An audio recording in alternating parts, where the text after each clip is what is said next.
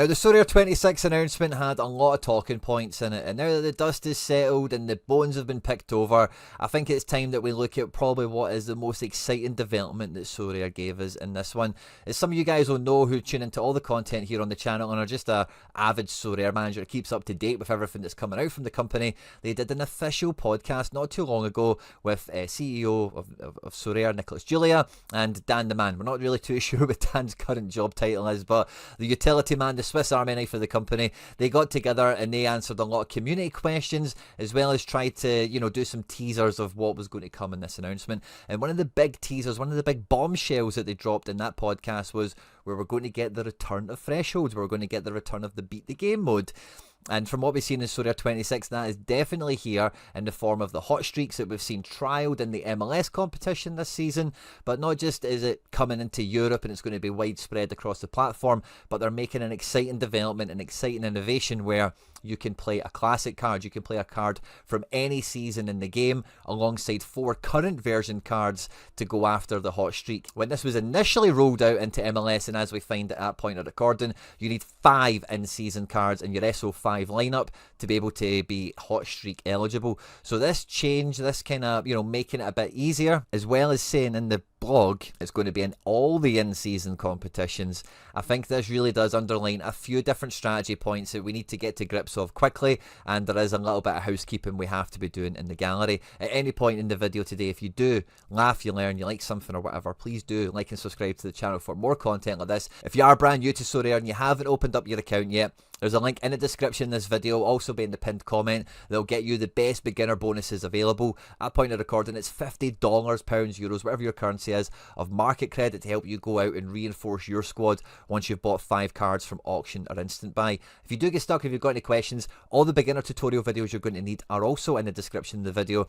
But just drop a comment if you get stuck, if you've got a question, and I'll come and help you out. But yeah, let's just get stuck straight into this one, because I am pretty excited about it, it must be said, because when we looked at the announcement and we seen the hot streaks with the headline, with the headline of with a classic card allowed, they wanted this to be loud, proud and clear of exactly what is going to be happening going forward. And there's not really too much here in the blog, but I do think there is a few little crumbs here that we've already mentioned in the intro but are worth pointing out. And this is all about hearing our feedback, which we see quite a lot in this blog, and we take everything you've loved and made it bigger, bolder and better. Now, the way the hot streaks look right now is by beating a set points target, you get a guaranteed payout. This is a game mode that we used to have in Sorare like a season or 2 ago that they've done away with, but they've reimagined and reformatted. So by hitting a set score, you get a guaranteed payout. Some of these figures have got little asterisks next to it, and those ones generally have something else included, or the total amount is split between market credits, in-game credit as it were, store credit, however you want to think of it, as well as actual raw cash, which you can withdraw as real money. This is displayed in dollars, you get paid out in pounds, euros, ETH, whatever your preferred currency is, of course. In the MLS, in the rare category, it starts at £10, and if you go through the full 5 win streak, it can get as high as $800 of a payout, which is mega. And in the limited category, it starts off, and the limited cards are a lot cheaper to buy, obviously, and that's why this is all kind of in scale. But it starts off at $3, and it works its way up all the way to $160. Now, if this is going to be bigger, bolder, and better, I'll be really excited and very interested to see what the beat the game mode, what the actual details are for this. The blog says this will come out in July. At point of recording, this is the end of June, so it's probably a week or 2 away at this point. But one of the main golden nuggets that's in this is the hot streaks are expanding to all in-season 25-6 competitions in limited and rare, so for buying the yellow cards and the red cards, including the Premier League, the Bundesliga, La Liga and more. We've already had further confirmation after this announcement that the Belgian League and the Eredivisie are going to get their own in-season league-specific competitions. We know we're going to get Champion Euro as well to accompany all the big 5 leagues, and we're still waiting to hear what they're going to do for the best of the rest, the Scottish teams, the Portuguese teams, Austria, Croatia, etc, etc. So there will be some more details that will come out, but it is available, and it is their plan to have it available in all in-season competitions. Now, the little fly in the ointment that might come out here that we won't really explore in the video yet, because it's something we'll probably see in the fullness of time with more announcements, is maybe this prize pool, this cash pot, takes away from what we've previously seen on the leaderboards. That's maybe a topic for another day. But having the hot streaks fleshed out and rolled out as universally as this, for me, opens up massive potential for anyone out there that has any sort of classic, strategy, legacy cards, club, however you want to think of it as. And it's great for anyone that started last season or anyone that's starting right now to look ahead and know that, the cards that they buy and they bring in this year, they will be able to use and roll over into future seasons, as long as this stays the way it is at the moment. Now, for me, this is going to be pretty massive, because if you think about any legacy players, maybe you've been on the channel, we've been playing Sorare for 5 years now. This will be our 6th season. And if you've been here for a good length of that time, you'll probably have cards upon cards upon cards, probably in different regions, different leagues, etc. anyway. And let's just do a quick head count. We've, of course, already got MLS. They're going to add on Premier League. They're going to add on Bundesliga. They're going to add on La Liga, Eredivisie, Jupiler League, Champion Euro. That's 7 at an absolute minimum. I would expect us to, in terms of what is available in the in-season offering, probably go up to 10 competitions the way things are sitting now. Maybe another league-specific one from Champion, like Serie A or Ligue 1, like is kind of rumoured, or Chinese whispers kind of speculation stuff is going around. There could be another one come out of the best of the rest situation, like a Croatia, a Scotland, something like that. And maybe then there's another final region that will go out, like a best of the rest of the world, for everyone that doesn't get a league specific competition. So if there's 10 hot streaks available, which will all be in their own individual competition, league or region, then that means potentially, depending on how big your gallery is, how big your appetite is, there's way more than one threshold to go for, essentially, like what we're used to. And even for this season, players that maybe only had Premier League cards, I know they were a wee bit upset that the classic version of what looks to be going there now is there's not a mirror image there, so there won't be a Premier League classic. You'll need to play in Champion Euro, and that means you'll win in-season cards from different leagues in the Champion Euro setting. If your Premier League cards could win Bundesliga cards, etc. Tapping into multiple hot streaks is going to be an avenue, is going to be a strategy point that everyone wrestles with to some degree or another. Maybe you can flip straight into it and go hot streak after many divisions because you're one classic card, you're maybe going to use that as a goalkeeper or as a power kind of captain level guy. And then you'll take to the market with early access and you'll buy your favourite cards and players from the new season auctions, or maybe you'll buy your favourite club. You'll go after that kind of dynasty kind of strategy perhaps once again. And the sort of power classic cards you're going to need are going to take a few different forms. They're going to be a few different types of profile of character. Yeah, if we zoom that out to 4, it looks a little bit nicer. You might have something similar to me, like a few Celtic collections, and you've got a core of a squad that all get quite high XP and high collection score that you can kind of cycle through and rotate with. You might have something a bit more maybe like the Leverkusen collection I've got here, that's only a 1-2% level collection, but it's got a real star in it. And someone like Florian Wirtz, you might have a star level player with a collection around them. And whether it be between goalkeepers or those star level captain quality classics that you can bring in, having them in a multitude of different positions around European and world football is just became extra valuable. I know it's a bit of a bugbear for some Sorare managers when they've got a collection and maybe a few of the players roam the globe. They go and play in lots of different places. If I think of this Leon collection, for example, there's still a lot of Champion Euro here, but we've got someone like Memphis Depay who plays in Brazil. Or like this Kawasaki collection that none of them play in Japan anymore. They all play in, well, your man's in MLS, but the other 3 play in mainland UK, it turns out. Now, I don't think you need to have collections on every single player, but I think the collection bonus and the legacy of the classics that you're building season on season on your Sorare journey, we really wanted Sorare to give classics extra viability, extra kind of actual value to the SO5 arena, and I think this is a great move for doing so. But I think this dovetails very nicely with their primary use last season and what will be this season as well, and that is winning in-season cards, winning in-season essence, to be able to craft as good cards as you possibly can. Because really, regardless of your budget to get in day one early access, if you do have classic cards, you will win essence, you will win cards as the season progresses. And really, depending on how successful you are, will dictate how long it's going to take you to be able to cobble together a good in-season type strategy, as it were. But for players and managers that can field multiple lineups in multiple competitions and, hit the ground running, Your best classic cards have now got the ability to win in-season cards, which can obviously go play in the in-season mode and try and fight in the divisions and on the leaderboards to win cash. Like last season, the prize pot that they had available was $15 million. But really interesting to see what they do this year. But not only that, you'll be able to actually compete for hot streaks in every one of these competitions as well. So really, regardless of how good your cards are, if your craft luck isn't amazing, you're not getting really high tier guys, you're not crafting that often or whatever, the first two scores, 385 and 405 at rare, and we'll still see what it's going to be in the European season, but it's going to be bigger, better and bolder and more fun for us, so it's hard to imagine it gets harder. But even those first two buttons, those first two streaks at rare, $10, $40, at limited, 3 and 10, I really think a lot of teams will be able to hit that with 4 in-season cards and 1 classic card, whether that be the goalkeeper like I mentioned before or the classic captain. And that's going to make picking up the odd in-season card even more viable, and it's going to make winning with your classic cards all the more exciting as well, because the quicker and the better you can win with your classic stuff, the quicker you can get into having multiple hot streaking lineups across different in-season competitions depending on what you've got kind of to tap into already. The luck of the reward, the luck of the craft is going to come into it for what league and what region and whatever else that the cards you win and you attain into your club like organically are from. But beyond that, you can always nip into the market with market credits the way that they've been kind of shared out this year. I wouldn't expect that to be terribly different. And again, either save up for a star and get them on a big discount, or make it or help or use it to help make, if that's the right way of saying it, those kind of nominal purchases. The guys that are 30 quid, get them for 15, that kind of thing, a bit easier. I think next season on Sorare, the 25-26 campaign, or Sorare 26 as they're calling it, could be a lovely springboard season. Last year was probably like, ROI percentage wise, I spent the least I've ever spent on a season of Sorare, to be honest with you, especially in the in-season category, as it were. I bided my time, I waited for guys to come down in price, I tried to buy guys on a budget and when they were kind of out of favour and all the rest of it.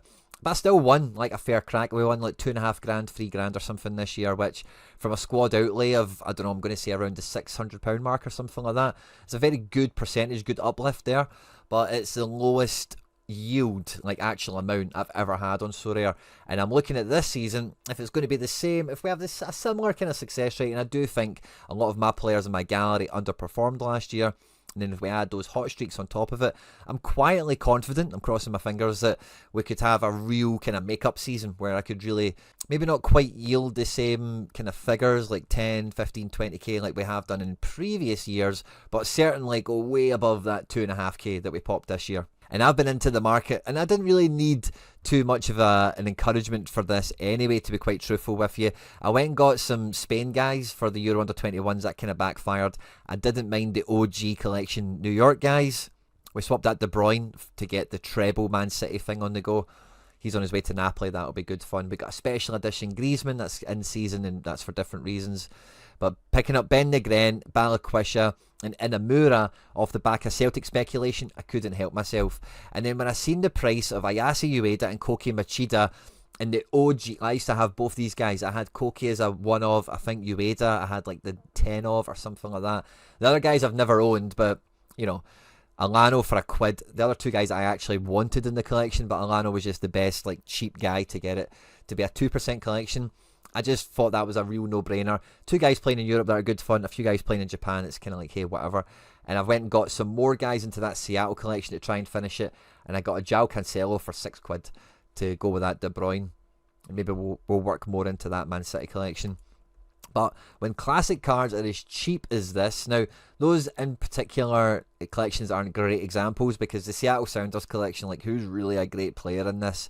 CR7, Christian Roldan, of course, right? Sorry, I beg your pardon, right? Maybe Rusnak and 1 or 2 others are fine, right?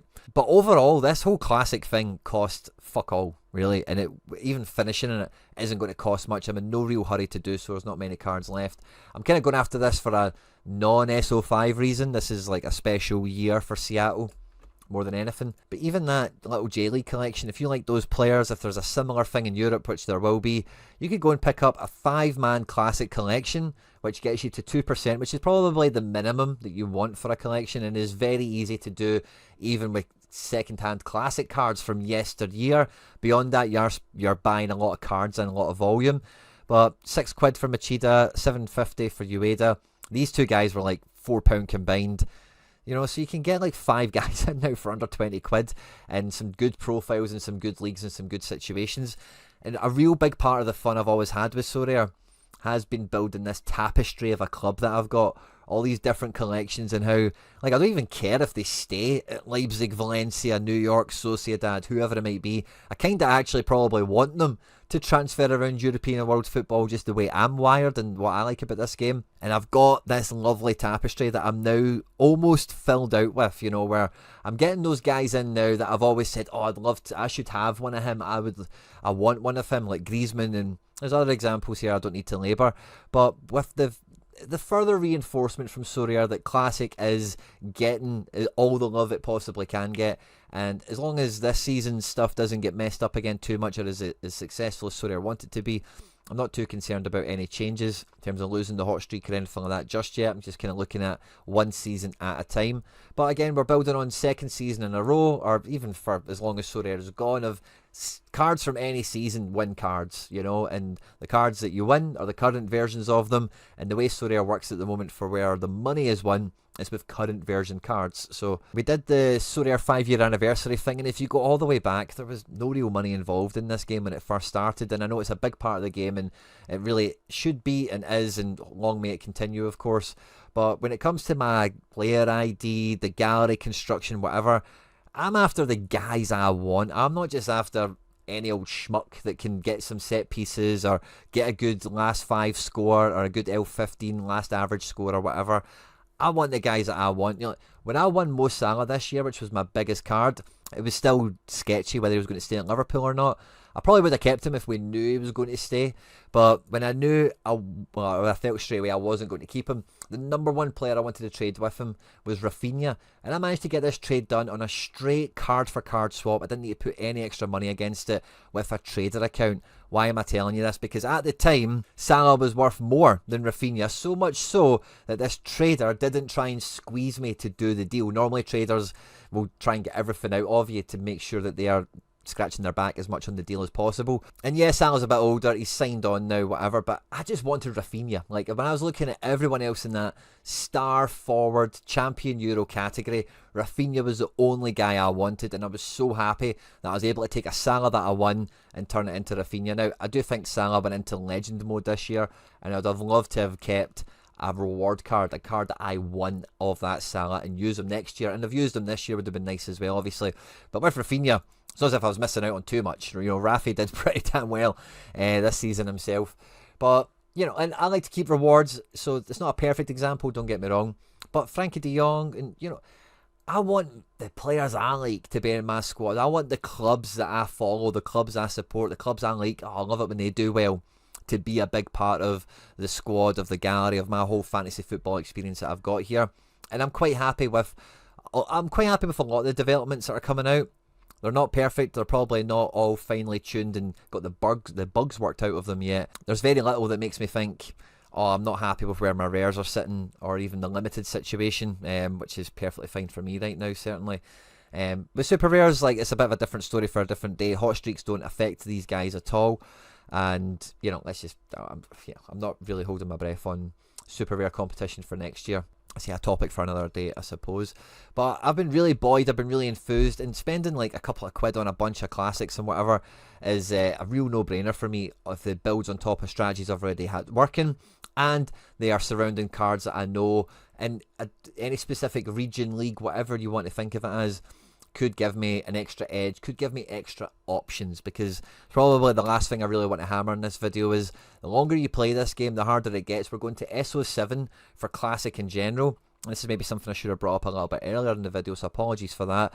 But the number one superpower, the number one strength that you want your club to give you is as many high quality options as possible. Now, we all can't afford stars at every position for every team and every scarcity.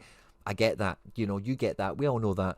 Everyone starts with their own means that they have, and it's about slowly working up to that, get better options for forwards, and getting, the midfielder's really stepped up to the plate and became a guy, and, you know, whatever. But ultimately, you want your your legacy, your club, your classic collections to be feeding you as many high quality options as possible. And yeah, I've not really seen anything to deter me from the strategy, from the setup that I've got already. If anything, I just get further encouraged to really just make sure that, and again, I've said this for quite a while, because the gallery hasn't really grown too much in terms of scope. It's still very much the same clubs and the same players that are involved, but I did get a wee bit more in season in the 24-25 season than I thought I would have, and it took a little bit longer for classic prices to get to the point they're at now, where I'd have really wanted them to be before swooping around the market and just buying these pretty worthless players for the most part, in the hope of using them a couple of times this year, or even just the knowledge of they'll be able to supplement, maybe, you know, if I'm looking at this Lille collection, for example, like Jonathan David is probably the best card in it. Some of them are alright, you know, don't get me wrong, not as if they're absolutely no hopers or anything. But yeah, at the very least, if Botman's injured, he's maybe just helping one or two of these guys be a little bit more effective, be a little bit better. And yeah, I think that's pretty much the size of it. I'm buzzing for hot streaks. I'm hoping myself to get, I don't know, we've got 58 rare goalkeepers here now. Not all of them play, and they are all across the world and everything else. I've essentially got nobody in the Premier League. We've got 2 Bundesliga keepers, which is fun. Van de Voort being under 23. Maybe we don't always use him there. La Liga, we should have, between Junior, Dimitrievski and Oblak, we should have at least 3 keepers there. Who knows what happens with some of the other ones. Champion Euro as a whole, we actually have some pretty good options. If we forget about the ones we've already looked at, Siegrist, we've got 2 copies of him. Maybe he continues to play for Genoa. We've got Rulli at Marseille, who's pretty nailed. We've got Butes in Serie A, who's pretty nailed. And we've got Anthony Lopez in France, who's pretty nailed as well. So what are we looking at? 1, 2, 3, 4, 5, 6, 7 nailed on keepers, and then like another 2 or 3 that are a bit iffy. Let's see what happens with them. So if we have multi-entry in these things, you'll get 3 to 4 lineups, but obviously only one team will be streak capable. We've got 10 lineups there. I would hope across La Liga, Bundesliga and Champ, that's 3 hot streaks we could go for on goalkeepers. And then from the old Challenger region, we've got Barkas, probably not Connor Hazard, so we've got 1 there for whatever all region might be. Barkas is Eredivisie actually, so we could do Eredivisie, that's 4. And then in the old Contender region, we've got a lot of goalkeepers here. Don't know how many of them will be playing next year. Scotland turns over a lot of keepers. We've obviously got 2 Celtic options here, which is going to be fine. And again, we don't know if they'll get their own league-specific thing or if it'll be a region. Some of these guys maybe bump off each other or whatever. But with Eredivisie, Bundesliga, La Liga, Champion Euro, and then at least 1 more, it's safe to say, we've got 5 European streak possibilities kind of sitting here already. We will need in-season outfields to complement them. But like we've mentioned earlier in the video, it's all about how you get them, crafting, winning them, market credits and everything else. But I've already got my foot in the door with maybe 5. That's maybe about half of the ones that are available. If we include MLS, because I'm doing that now, that's 6. So we maybe have 6 out of the imaginary 10 that we could have available for it, which is a great head start. And then if I did get in-season keepers next year, I'm not looking at the depth on this as, oh, what goalkeepers have I got in these different leagues, but it's more like, what smashers do I have? Who's on 15%? Who's on 14%? Who's got a great fixture this week? Who's out to kill? Who's on form? Who's at the big club? Who's got that big game coming this game week? And when you start then having those options available to you, that's when you're not just thinking about streaks, but you're then thinking about the leaderboard as well. So yeah, I'm pretty excited for where everything's sitting at, and when it comes to hot streaks, the return of the threshold, as it were, and everything that's going around with the classic lineups and setups and whatever. And if you're sitting there now saying, aye, but Quinny, you forgot about this, we did a video last week going through all my breakdown and my thoughts on the Sorare 26 announcement. So if you want to look at the cap bonuses or the anti-stack bonus and all that kind of stuff, be sure to check out that video. It'll be on screen now, as well as something else that I've made that YouTube thinks you might enjoy. If you have enjoyed this video today, please do hit the like button, subscribe for more content like this, get into the comment section, comments, thoughts and feelings, questions, whatever it might be, of course. Stay out of trouble, and I will catch you on the next one. Take care. Bye-bye.